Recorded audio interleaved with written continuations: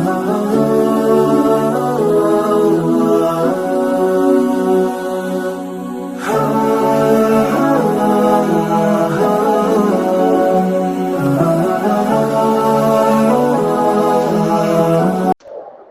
عليكم ورحمة الله وبركاته. الحمد لله رب العالمين، والصلاة والسلام على سيد المرسلين وعلى آله وصحبه أجمعين، أما بعد، فأعوذ بالله من الشيطان الرجيم. بسم الله الرحمن الرحيم.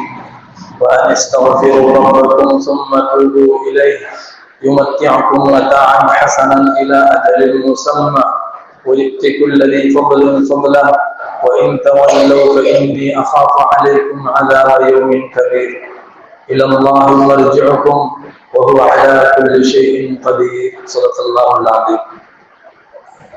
கண்ணியத்துக்குரிய அல்லாஹ் நல்லடியார்களே, நேற்றைய தினம் சூரத்து தௌபாவினுடைய விளக்கத்தை சுருக்கமாக பார்த்தோம். நம்ம ஓதக்கூடிய சூறாக்கள் ஆயத்துக்களை எல்லாம் முழுமையாக சொல்லிவிடுவதில்லை, முழுமையா சொல்லிவிட முடியாது. இந்த குறுகிய நேரத்துல ஏதாச்சும் ஒரு சில ஆயத்துக்களை தான் இங்க நம்ம பேசுறோம். எத்தனையோ விஷயங்களை அல்லாஹ் சுப்ஹானஹு வ தஆலா நமக்கு பாடமாக, படிப்பினையாக, மறுமை வாழ்க்கைக்கு தயாரிப்பு செய்வதற்கு தூண்டுதலாக பல்வேறு நிகழ்வுகளை அல்லாஹ் நமக்கு சுற்றி காட்டிக் கொண்டே. குறிப்பாக அல்லாஹ் சுப்ஹானஹு வ தஆலா முன் சென்ற சமுதாயத்தினர்கள் அவர்களுடைய அழிவு முடிவு எப்படி இருந்தது என்பதை சொல்லி காட்டி, அது போன்ற நிலையிலிருந்து உங்களை நீங்கள் பாதுகாத்துக்கிறீங்க. அதனால் அதிகமாக தௌபா இஸ்திக்பாரை அல்லாஹ் வலியுறுத்தும். சூரத்து தௌபாவுல எதனால தௌபா என்று பெயர் வைக்கப்பட்டுச்சு அதை நம்ம சொல்லல. அதை சொல்லுவதற்குள்ளாக நேரம் முடிந்து விட்டது. இந்த தௌபாவில் தபூக்குடைய சமயத்தில் நபி ஸல்லல்லாஹு அலைஹி வஸல்லம் எந்த ஒரு பிரயாணம் செய்வதாக இருந்தாலும் எங்க போறோம், யாரை எதிர்க்க போறோம் என்ற செய்தி எல்லாம் முழுமையாக சொல்ல மாட்டாங்க. பொதுவாக அழைப்பு கொடுப்பாங்க, சஹாபாக்கள் வந்துருவாங்க. நபி ஸல்லல்லாஹு எங்க கூட்டி போறவங்க சஹாபாக்கள் போவாங்க. வெளியான பிறகுதான் சொல்லுவாங்க. ஒரு சில இடங்கள்ல மசூரா செய்வாங்க, இந்த மாதிரி போறோம் என்ன செய்யலாம்னு சொல்லுவாங்க. ஆனா இந்த தபூக்குடைய போரை பற்றி நபி ஸல்லல்லாஹு அலைஹி வஸல்லம் சஹாபாக்களுக்கு தெளிவாக சொல்லிவிட்டார். போகக்கூடிய பிரயாணம் நீண்ட தூரம் போகும்.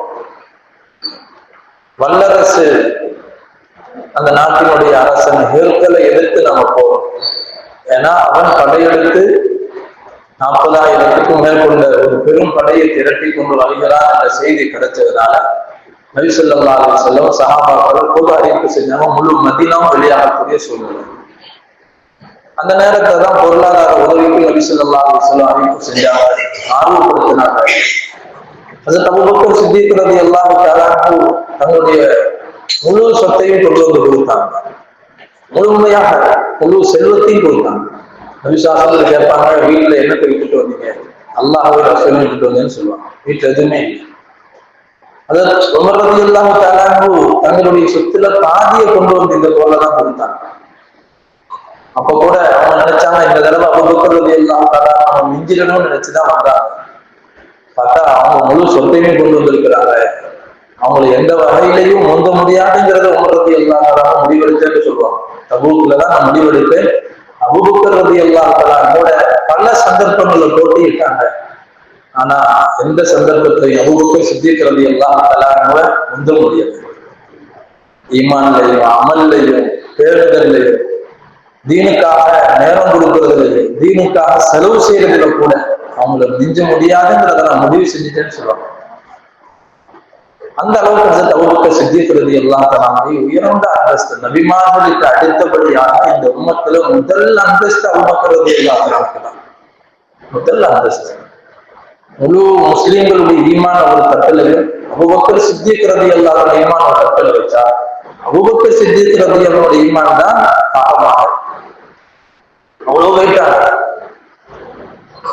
பிறகு ஹஜ்ரத் உஸ்மான் ரலியல்லாஹு தஆலா அவங்க அந்த படையில உள்ள 3ல் ஒரு பகுதியினர்களுக்கு செலவு செஞ்சாங்க. 1000 தீனாரை கொடுத்தாங்க, 1000 ஒட்டகங்களை வளர்ந்தாங்க.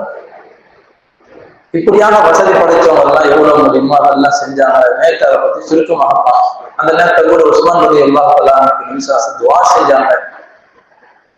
எல்லாம் நான் உஸ்மானை பொருந்திக் கொண்டேன், நீனும் அதை பொருந்திக்கோ என்பதாக துவா செஞ்சாங்க. பிறகு யாருக்கெல்லாம் சங்கடங்கள் இருந்துச்சோ, உண்மையான காரணம் உள்ளவங்களும் இருந்தாங்க. நோயாளிகள், வயசானவங்க, அவங்க எல்லாம் வீட்டுல இருந்துட்டாங்க. விசுவாசம் எல்லாருக்கும் அனுமதி கொடுத்துட்டாங்க.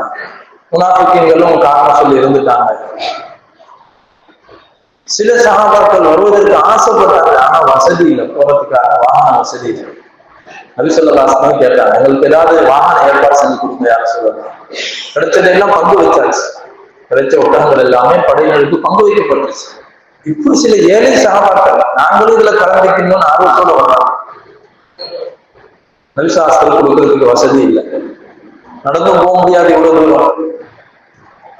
அப்போ நபி ஸல்லல்லாஹு அலைஹி வஸல்லம் அவங்க வீட்டுக்கு திரும்பிட்டாங்க. சஹாபாக்கள் அழுத வண்ணமாக திரும்பி போனாங்க. அழுதுகிட்டே போனாங்க. அல்லாஹ் வாழக்கூடிய அந்த கடைசி ஆயத்தை அழுதான். ஹஸனன் அல்லா யஜிது மா யுன்ஃபிகூன்.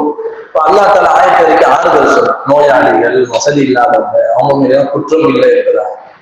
நபி ஸல்லல்லாஹு அலைஹி வஸல்லம் போயிட்டு வந்து திரும்பி வந்த பிறகு கூட இந்த விஷயத்த சொன்னாங்க.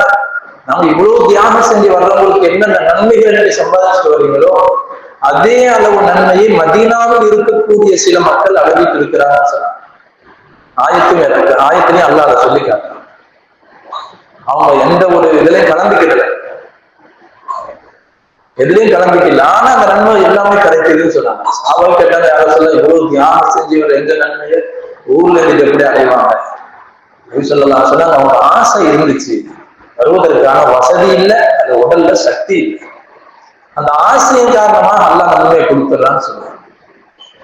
பிறகு நபி ஸல்லல்லாஹு அலைஹி வஸல்லம் இப்படியாக பயணம் புறப்படுறாங்க. பயணம் புறப்பட்டு போய் அந்த பிரயாணம் முடியறதுக்குள்ள பல அற்புதங்கள் நடந்திருக்கு. நபி ஸல்லல்லாஹு அலைஹி வஸல்லம் அல்லாஹ்வுடைய உண்மையான நபி என்பதற்கான அத்தாட்சிகள் பல விஷயங்கள் இந்த பிரயாணத்தில் நடந்தது. போர் நடக்கல போனாங்க. நபிசாசன் தபூக் வரைக்கும் போனாங்க. அந்த 12 நாள் தங்கி இருந்தாங்க. எதிரிகள் தரப்புல இருந்து ஒரு பேச்சு வச்சையும் காட்டா. நபி ஸல்லல்லாஹு அலைஹி வஸல்லம் எல்லாம் கேட்டாங்க, என்ன செய்யலாம்? அல்லாஹ் என்ன சொல்றாங்க செய்யலாம். அல்லாஹ் சொல்லிருந்தா நான் உங்களை மசூரா செய்ய மாட்டேன். உங்களை நான் கேட்கறதே அல்லாஹ் நம்மளுக்கு மசூரா செய்ய விட்டுட்டேன், நீங்க என்ன பேசுறீங்கன்னு பாருங்க.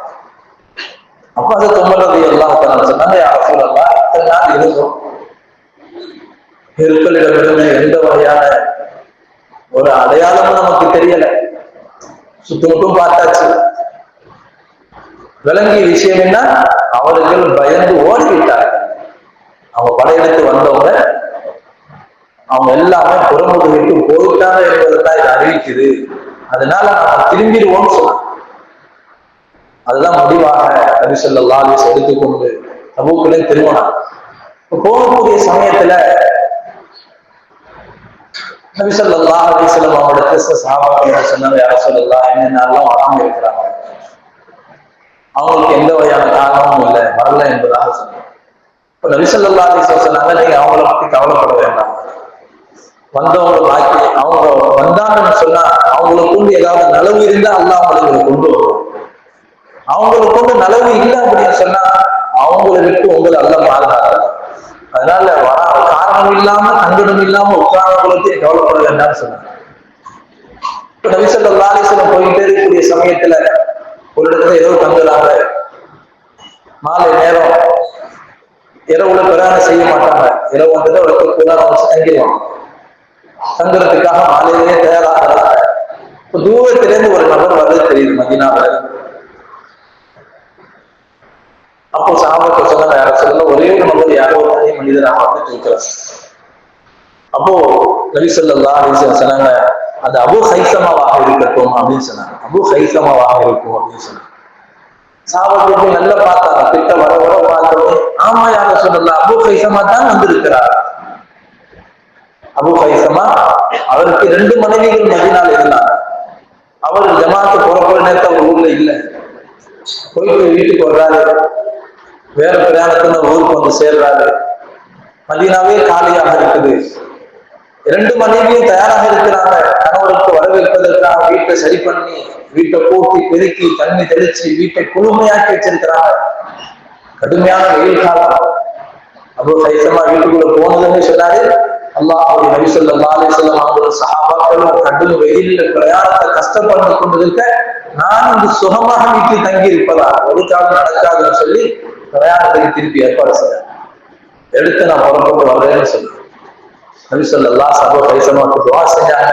அவருக்கு நலவு இருக்குதான்னு அல்லாஹ் அனுப்பிட்டான். அதே மாதிரி மறுநாள்ல சொல்லப்பட்டுச்சு, ஒரு மனிதர் வந்து கொண்டிருக்கிறார், தூரத்திலிருந்து ஒரு நபர் வருவது தெரிகிறது, யார சொல்லலாம் சொன்னார். நபிசா சொன்னாங்க, குன் அபூதர், இது அபூதராக இருக்கட்டும் சொன்னாங்க. அபூதர் ரலியல்லாஹு தஆலா தான் வந்தாங்க. கடைசி வந்தோடனே நபி ஸல்லல்லாஹு அலைஹி வஸல்லம் அபூதர் ரலியல்லாஹு தஆலாவுக்கு சொன்னாங்க, அபூதர் தனியாக வாழ்வார், அபூதர் தனியாக மரணிப்பார், அவர் தனியாகவே மறுமையில் எழுப்பப்படுவார் அப்படின்னு சொன்னாங்க. அபூதர் ரலியல்லாஹு கடைசியில் அப்பதான் ரமதான் ஏரியால தன்னந்தனியாக வாழ்ந்தாங்க மனைவியோடு. அவங்க இறந்து போன பிறகு கூட அவங்கள ஜனாசா அடக்க கூட யாரும் இல்லை. ஜனாசா அவங்க ஒப்பாத்தார சமயத்துல சொன்னாங்க, நான் இறந்து விட்டால் என்னோட ஜனாசாவை பார்த்து கப்பனிட்டு நடு ரோட்ல வச்சிருங்க, இந்த வழியா போகக்கூடிய பிரயாணிகள்கிட்ட சொல்லுங்க, என்ன அபூதர் என்னை அடக்கம் செய்யுன்னு சொன்னா அதை நடக்கும் சொல்லிட்டு வச்சிருவாங்க. அப்துல்லாஹ் இப்னு மஸ்ஊத் ரலியல்லாஹு தஆலா அவங்களுடைய ஒரு குழு ஈராக் வாசிகளை கூட்டிட்டு ஹஜ்ஜிக்கு போற வழியில அந்த ஜனாசாவை பார்த்து அதிர்ச்சி அடைகிறாங்க. அப்போது இந்த அடிமை சொன்னார், இது அபூதர் ரலியல்லாஹு அன்ஹு ஜனாசா, இவர் எப்படியாவது நீங்க கஃபன் செய்யறதுக்கு ஏற்பாடு செய்யுன்னு சொன்னாங்க. இப்னு மஸ்ஊத் ரலியல்லாஹு தஆலா கண்ணீர் வடிச்சு அழுதார். ஸல்லல்லாஹு ரசூலுல்லாஹ், அல்லாஹ்வுடைய திருத்தூதர் ஸல்லல்லாஹு அலைஹி வஸல்லம் உண்மையே சொன்னாங்க. சொன்னது தனியா வாழ்வாங்க, தனியா மௌத்தாகுவாங்க, தன்னந்தனியாக எழுப்பப்படுவாங்கன்னு சொன்னாங்க. நபிசாசம் எதெல்லாம் சொன்னாங்களோ அதெல்லாம் நடந்தது, எல்லாமே நடந்துச்சு. அதே மாதிரி அந்த விஷயத்துல பல விஷயங்கள் நடந்துச்சு. நபிசாசம் போற வழியில சமூக கூட்டத்தார்கள் அழிக்கப்பட்ட இடம் இருக்கு. மதீனால இருந்து தபூக்கு போற வழியில இந்தியாவை சமூக ஹிஜ்ர் இருக்கு பேரு அந்த ஏரியாவுக்கு. அதை கடந்து போகும்போது நபி ஸல்லல்லாஹு சொன்னாங்க, இந்த இடத்துல அழுகிறவங்களாக போங்க, இந்த இடத்துல நின்று வேடிக்கை பார்க்காங்க, வேகமா அப்படியே ஓட்டுங்க, அங்க நின்று யாரும் தண்ணி குடிக்க வேணாம், அங்க யாராவது தண்ணி குடிச்சிருந்தா அதை ஊத்திடுங்க, அந்த தண்ணில இருந்து ஏதாவது மாவு பிணைஞ்சு ரொட்டி பிணைஞ்சு வச்சிருந்தா அதெல்லாம் ஆடுமாடுகளுக்கு ஒட்டர்களுக்கு இரையாக கொடுத்துருங்க என்பதாக சொல்லி நபி ஸல்லல்லாஹு அலைஹி வஸல்லம் சொல்லி சொன்னாங்க. அங்க யாரும் தனிச்சு போயிட வேண்டாம், அந்த இடத்துல தங்குற ஒரு நிலைமை ஏற்படுச்சு. சொன்னாங்க, இந்த இரவு யாரும் தன்னந்தனியாக போயிடலாம், ஜமாத்தோட சேர்ந்தே இல்லைங்கன்னு சொன்னாங்க. அந்த இரவுல 2 நபர்கள் தனியா போனாங்க. போன சமயத்துல ஒரு ஆளுக்கு ஜின்னினால தாக்கு ஏற்பட்டு அவன் பாதிக்கப்பட்டாரு. இன்னொரு நபர் காற்று அடித்து அவருக்கு கை என்ற மலையில கொண்டு போய் விட்டுருச்சு. இந்த செய்தி நபிசாஸ்திரி வந்துச்சு. சொன்னாங்க, நான் தான் சொல்லலை, தனியா யாரும் ஜமாத்துக்கு பிரிஞ்சு போகாது. பிறகு அவருக்கு நபி ஸல்லல்லாஹு அலைஹி வஸல்லம் சிகிச்சை செஞ்சாங்க. அவர் தெளிவடைந்தாரு. பிறகு அந்த தைங்கிற மலையில கொண்டு போய் சேர்க்கப்பட்ட சாமி பின்னால் தபூக்கிலே திருமண பிறகு அவரை கொண்டு வந்து சேர்க்கப்பட்டாங்க. இப்படி பல்வேறு விஷயங்கள் இதுல நடக்குது. நபி ஸல்லல்லாஹு அலைஹி வஸல்லம் திரும்பி மதீனாவுக்கு 2 மாசம் கழிச்சு ரமலான்ல தான் திரும்பி வர்றாங்க. மதீனாவுக்குள்ள தபூக் எல்லாம் முடிச்சுட்டு வெற்றி வாகையோட வர்றாங்க. ஒரு வல்லரசு நாட்டு அரசனையும் நிரல வச்சுட்டாங்க. உள்ளத்துல அல்லாஹ் ஓய்வு என்ற பயத்தை போட்டாங்க. நபி ஸல்லல்லாஹு அலைஹி வஸல்லம் சொன்னாங்க, அல்லாஹ் எனக்கு விசேஷமா செஞ்ச உதவி என்ன என்று சொன்னால், நுஸிர்து பிர்ருஹி மஸீரத ஷஹரி கதா வ கதா, 1 மாத தொலைவு தூரம் அளவுக்கு, 1 மாத தொலைவு தூரம் அப்படின்னா எவ்வளவு தூரம் இருக்கு, அவ்வளவு தூரத்தில் இருக்க ஒரு எதிரிக்கு என்னுடைய பெயரை கேட்டாலோ என்னுடைய நினைவு வந்தாலோ உள்ளது பயம், அச்சம். இந்த அச்சத்தை கொண்டு நான் உதவி செய்யப்பட்டிருக்கிறேன். அதுதான் அங்க நடந்துச்சு. இந்த ரோம் நாட்டு அரசன் ஹெர்கல் நபி ஸல்லல்லாஹு அலைஹி வஸல்லம் படையெடுத்து தபூக் வரைக்கும் வந்துட்டாங்கன்னு பீதி எடுத்து அவன் படையெல்லாம் வாபஸ் வாங்கி ஊருக்கு போயிட்டான். போர் செய்யணும்னு அவ்வளவு திட்டவட்டமா முடிவெடுத்து வந்தவன் அந்த படையை வாபஸ் வாங்கிட்டான். அதுதான் நபி ஸல்லல்லாஹு அலைஹி வஸல்லம் சொன்னாங்க, அல்லாஹ் தஆலா எனக்கு அச்சத்தை கொண்டு உதவி செஞ்சிருக்கான். இதனால மதீனால உள்ள ஆண்கள், பெண்கள், சிறுவர்கள் எல்லாருக்கும் மகிழ்ச்சி பெருக்காக மதீனாவுடைய எல்லைக்கு வந்து இந்த தபூக்கு போயிட்டு இந்த சஹாபாக்களை வரவேற்று ஒவ்வொரு யுத்தத்துக்கு பிறகும் மதீனால வரவேற்பு நடக்கும். பாட்டு பாடி என்ன செய்வாங்க, வரவேற்பாங்க.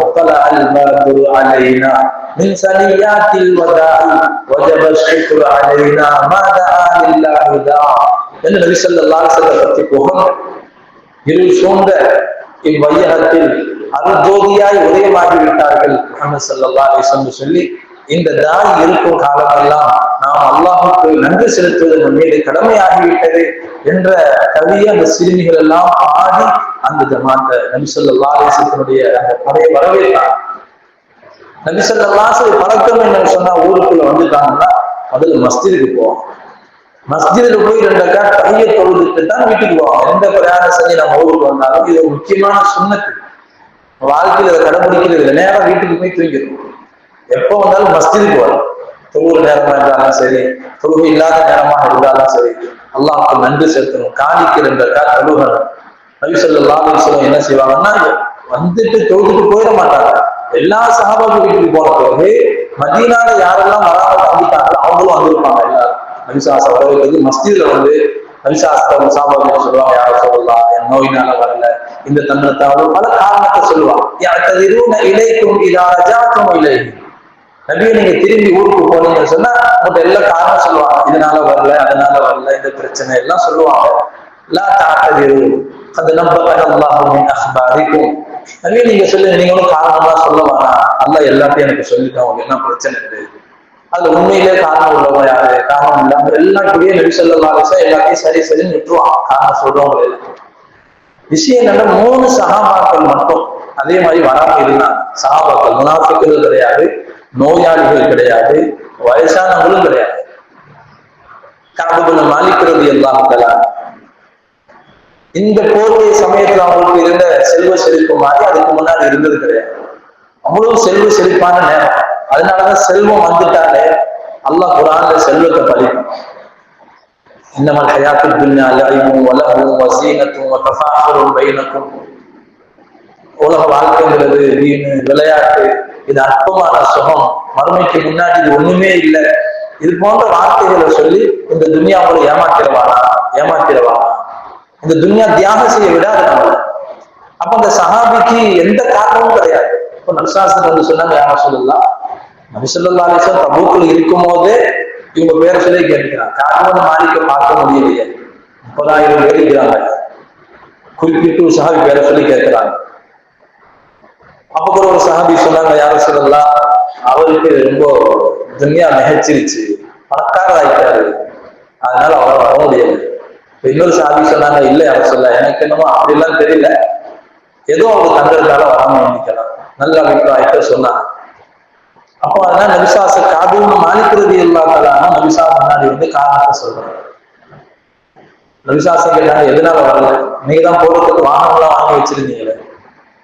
காபின்னு மாலிக்கிறது இல்லாத சொன்னாங்க, யார சொல்லலாம், இந்த நேரம் மட்டும் உலக விஷயத்துல ஏதாவது ஒரு அலுவல்ல ஒரு வேலையில என்னுடைய முதலாளியா இருந்தாங்கன்னு சொன்னா ஏதாவது ஒரு பொய் காரணத்தை சொல்லி நான் தப்பிச்சிருக்கேன்.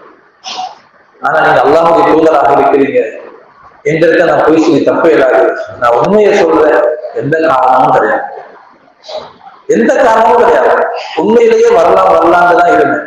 நீங்க போன பிறகு இந்த வேகமா ஓடக்கூடிய ஒட்டகம் இருக்குது, அதுல ஏறி குதிரை இருக்குது, அதுல ஏறி நான் காலையில போறீங்கன்னா நான் மாலையில கிளம்புனாலே வந்து சேர்ந்துதான் நினைச்சேன். மாலையான பிறகு சரி காலையில போகலான்னு நினைச்சேன், காலையான பிறகு மாலையில போகலான்னு நினைச்சேன். இப்படி நினைச்சு ஜமாத்து தெரிஞ்சு வந்துருச்சு. இப்படிதான் பல தடவை பல விஷயம் நம்ம ஜமாத்துல பேர் கொடுப்போம், எல்லாம் போக வந்து பைக்கில் வந்துடுறேன், பின்னாடி வந்துடுறேன், நான் வரவே மாட்டேன், ஜமாத்தை ஊருக்கு வந்து. அதே மாதிரி இந்த சாபி சொல்லி காட்டுறாங்க நபிசாசனம் உண்மை சொல்லிட்டாங்களே விட்டுல. அல்லாஹ்வுக்கு பிரியமான சஹாபாக்கள், ரொம்ப முக்கியஸ்தர்கள் இவங்கெல்லாம். இவங்க இந்த மாதிரி செஞ்சதுனால நபிசாசனால உங்க விஷயத்தை அல்லாஹ் முடிவு செய்வான் போகண்டான். எவ்வளவு பெரிய கஷ்டமான விஷயம், உங்க விஷயத்தை அல்லாஹ் முடிவு செய்வான்டான். பத்ர் சஹாபி எல்லா யுத்தங்களையும் கலந்து கொள்வாங்க, பொய் சொல்லல, உண்மையை சொன்னாங்க, உண்மையெல்லாம் சொன்னாங்க. அந்த போரும் நடக்கல, இவங்க போனதுனால ஒரு லாபமோ இவங்க வராதனால ஒரு நஷ்டமும் கிடையாது. 30,000 பேர் போய்க்கிறாங்க. நபிசாசன் அல்லாஹ் விஷயத்தை முடிவு செய்வான் போகணும்ட்டாங்க. சாமி மனசு கஷ்டப்பட்டு அதோட அறிவிச்சுனால யாரும் அவங்க கூட பேசக்கூடாது, யாரும் பேசக்கூடாது. யார்கிட்ட நபிசா அவங்க சஹாபி கவுமாரி சலாம் சொல்லுவாங்க, பதில் கிடைக்காது. ரொம்ப நெருங்கிய சாட்சியமான ஒரு சஹாபி இருந்தாங்க, அந்த சஹாபி பக்கத்து வீடு போய் சலாம் சொல்லுவாங்க, பதில் முகத்தை திருப்பிக்கிடுவாங்க. செவத்துல ஏறி நின்று போய் சலாம் சொல்லுவாங்க, முகத்தை திருப்பிக்கிடுவாங்க. எவ்வளோ சொல்லுவாரு, அவங்க உண்மையிலே முஸ்லீம் தான், மோமின் தான், அவங்க நாட்டுக்கு கிடையாது. அப்ப அவங்க எல்லாம் சொல்லுவாங்க, அல்லாஹ்க்கு தான் தெரியும் நீங்க மோமினா முனாஃபிக்காங்க. மனசுலாம் உடைஞ்சு போயிடுச்சு. இந்த மாதிரி 3 சஹாபாக்கள். அப்ப கூட முனாஃபிக்கீங்க அவங்க சொந்தக்காரங்க எல்லாம் சொல்லுவாங்க, தேவையா இது, நாங்கெல்லாம் போய் சொல்லி தப்பி சொன்னா நீ ஏதாவது சொல்லி போக வேண்டியதானே, எதுக்கு உண்மையை சொல்லி வேணும். இப்படி எல்லாம் அவங்களுக்கு சைத்தானுடைய தீண்டுதலும் ஏற்பட்டுச்சு. எந்த அளவுக்கு சொன்னா இந்த செய்தி பிரபல்யமாகி கிறிஸ்தவ மன்னனுக்கு இந்த செய்தி கேள்விப்பட்டு அவன் தூது அனுப்பினான் வெற்றி கொடுத்து. அவர் மதீனாவினுடைய மார்க்கெட்ல அந்த தூதுவர் கேட்கிறார், காபூல் மாலிக்யா, எல்லாரும் சைகை செஞ்சாங்க. அந்த போராட்டம் அவர் இந்த லெட்டர், அந்த லெட்டர் படிச்சு பார்த்துட்டு இன்னார் இல்லாம இன்னார் ராஜ்யம், இது பெரிய முசீபத்தா போயிடுச்சு. அவர் எழுதியிருக்கிறார், கிறிஸ்தவ மன்னன் உங்களுடைய தலைவர் உங்களை இப்படி ஒதுக்கி வச்சுதான் கேள்விப்பட்டோம், நீங்க இவ்வளவு கேவலப்பட்டு வாழ வேண்டிய அவசியம் இல்லை, நீங்க நம்மிடத்துல வந்துருங்க, நம்முடைய ஆட்சியில ஒரு பங்கு கொடுத்து தருவோம், கிறிஸ்தவ மதத்தை ஏற்று வந்துருங்க. இப்படிதான் பாதிக்கப்பட்ட நேரத்துல, கஷ்டமான நேரத்துல, அல்லாஹ் சோதிக்கக்கூடிய கட்டத்துல இப்படி எல்லாம் சைத்தான் ஒரு சில இடத்துல போடும். தீன விட்டு நம்மளை வெளியாக்குறதுக்காக சூழ்ச்சியில் எல்லாருக்கும் நடக்கும். இந்த சஹாபிக்கு வந்துச்சு, ஈமான பாதுகாத்துக்கிட்டான். நபிசாசன் அந்த லெட்டர் கிழிச்சு அடுப்புல போட்டுட்டு நபி ஸல்லல்லாஹு அலைஹி வஸல்லம், யா ரசூலல்லாஹ், இது பெரிய முசீபத்தா எங்களுக்கு போயிடுச்சு. இப்படி எல்லாம் என் மேல துணிவு கொள்ள ஆரம்பிச்சுட்டாங்க எதிரிகள் எல்லாம்.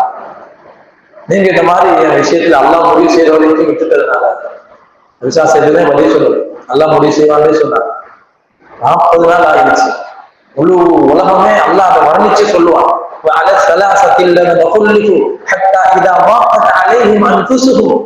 இவ்வளவு விசாலமான உலகம் அவங்க எப்படி நெருக்கடி அடையாச்சு, ரொம்ப கஷ்டத்தை பாதிக்கப்பட்டு நொடிஞ்சு போய் ஏண்டா வாழ்க்கணும்னு நினைக்கிறவங்களுக்கு அந்த உலகம் அப்படிதான் தெரியும். எங்கிட்டு திரும்பினாலும் கஷ்டம், வாழ்க்கையை ஒரு நெருக்கடியாக தெரியும், எங்க திரும்பினாலும் பிரச்சனை. முழு மதீனாவே பேசல எப்படி இருக்கும். நபி ஸல்லல்லாஹு அலைஹி வஸல்லம் பக்கத்துல சாமி தொழுது பார்த்தாங்க.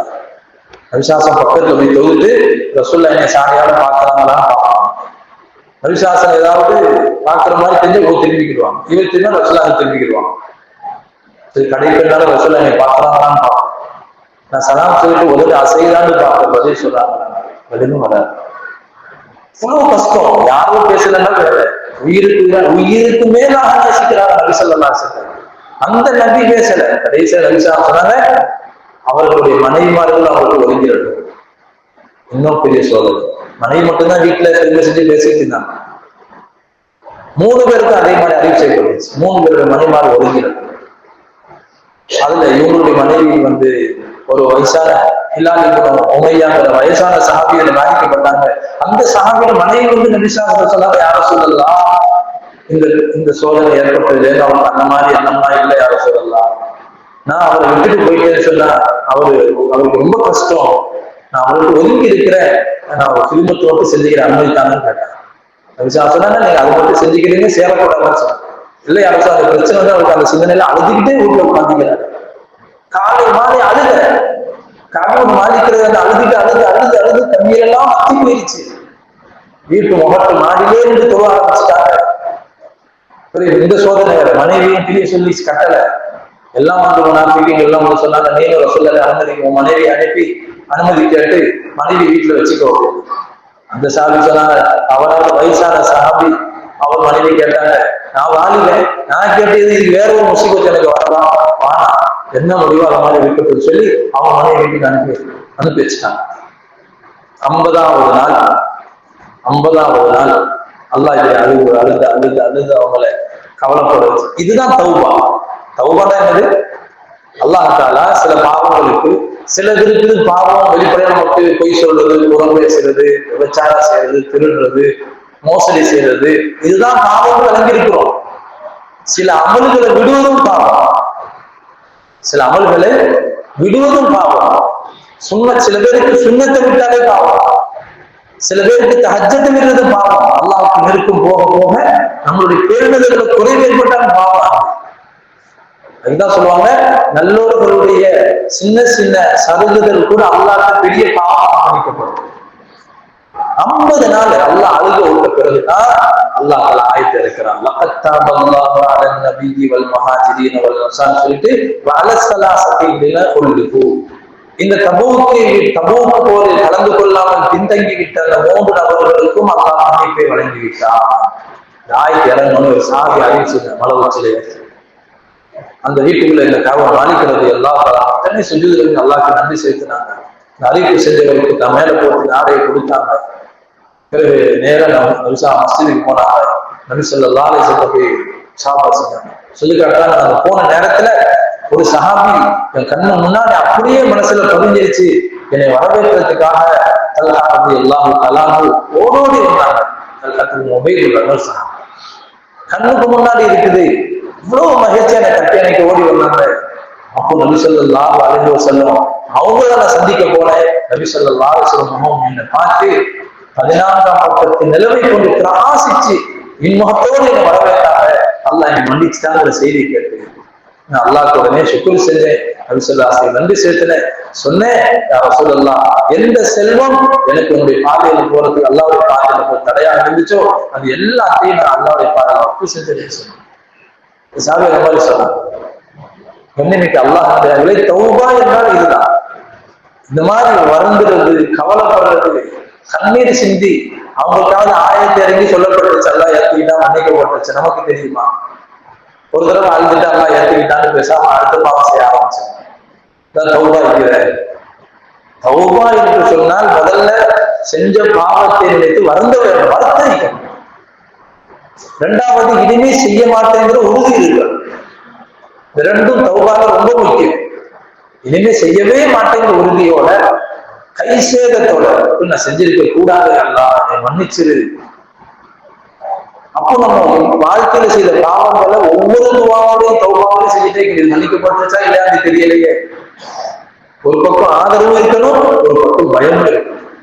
ஒரேடியா நம்ம ஆதரவோட எல்லாம் அல்லாஹ் மன்னிக்க கூடியவன், அல்லாஹ் இறக்கம் உள்ளவன், பாசம் உள்ளவன் என்று சொல்லி ஒரேடியா ஆதரவு வச்சு வாழக்கூடாது.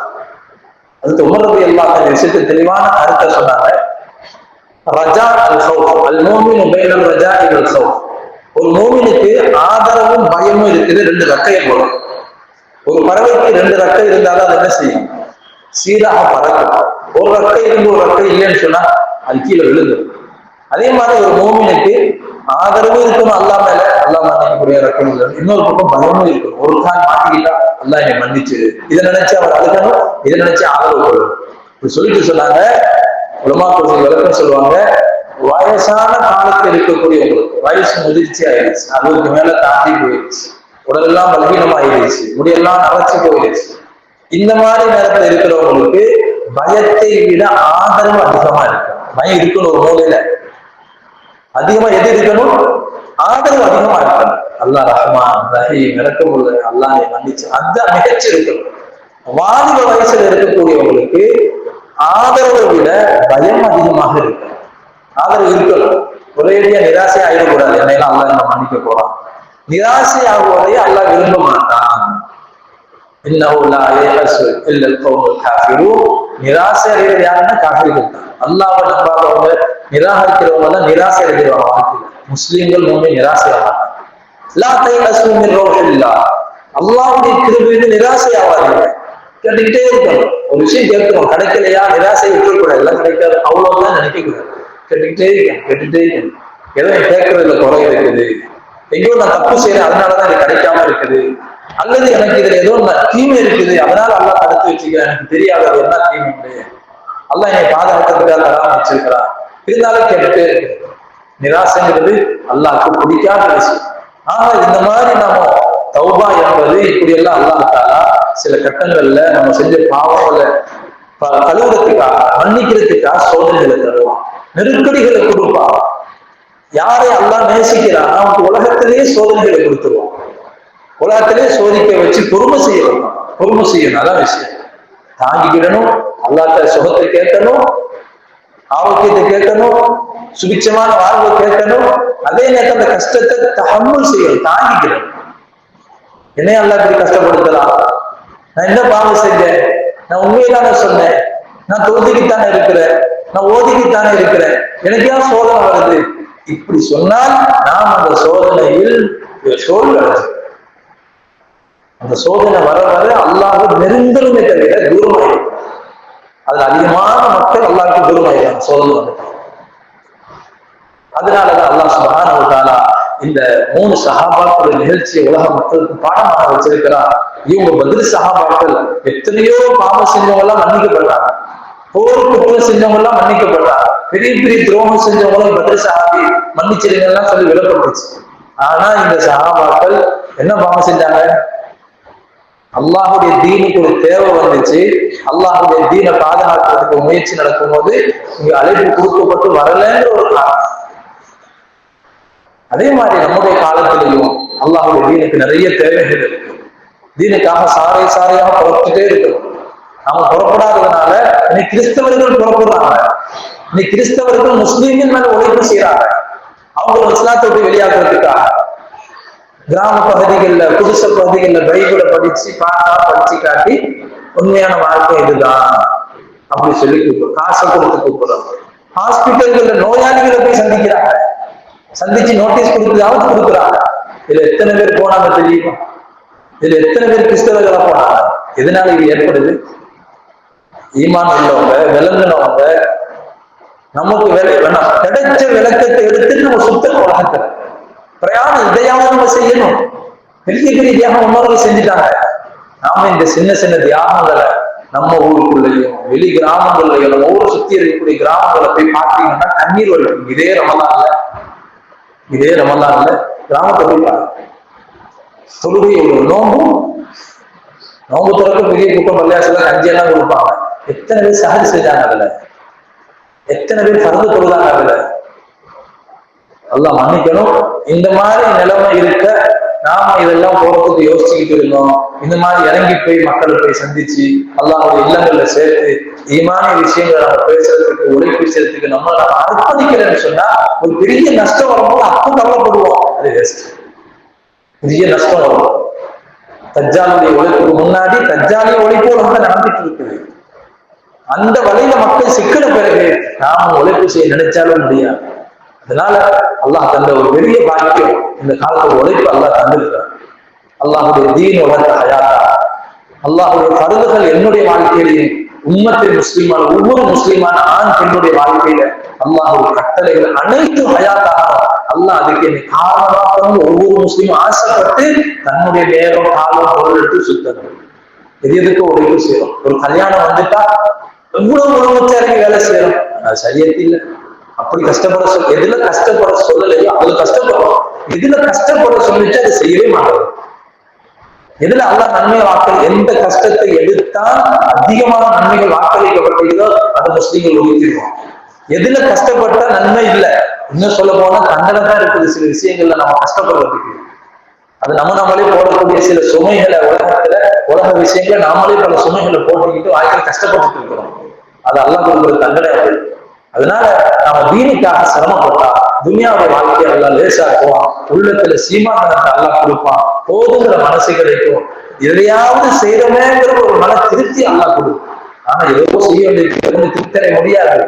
பெரிய வேலை பின்னாடி இருக்குது நமக்கு. அதுக்கு முன்னாடி நாம இந்த வேலைகளை செய்யணும். அல்லாஹ் சுப்ஹானஹு வ தஆலா அப்படிப்பட்ட உயர்ந்த கவலையை நம்ம எல்லோருக்கும் நசீபாக்குவனாக.